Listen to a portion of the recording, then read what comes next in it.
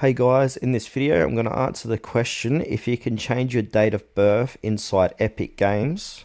More importantly, so you can change your age so you can play restricted games inside Epic Games. If you find this video useful, please leave a like and subscribe to our channel. In saying that, let's just jump straight to the video. Alright, I'm going to head on over to epicgames.com. Not sure why I'm in store, so I'll get out of that. And now from here, you want to log into Epic Games. So this is a workaround because you can't physically change your date of birth inside Epic Games. I've not found a way, but there is a workaround. So now for this demonstration, you want to go click on your profile and then click onto account. And then once you're inside your account, on the left hand side, there's going to be different tabs here. And you want to click onto parental controls, put in your PIN. If you haven't made a PIN, might ask you to create one. Or if you've forgotten a PIN, click on forgot your PIN and go through the process. It's very straightforward. It will send you a link to your email to reset your PIN.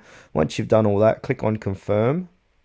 And as you can see, there's like literally no way you can change your date of birth here. If I go to account settings, there should be an option here to change your date of birth, but it's everything to do about your address, where you live, your name, your display name and all that stuff.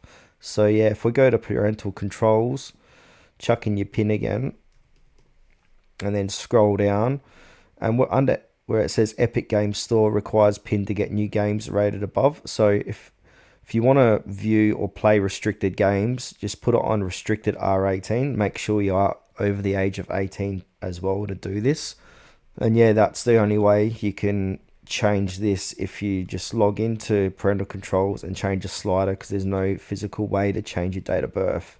If you guys have found a way how to change your date of birth inside Epic Games, please leave it in the comments to help out other people. Alright, that's it for this video. Thanks for watching.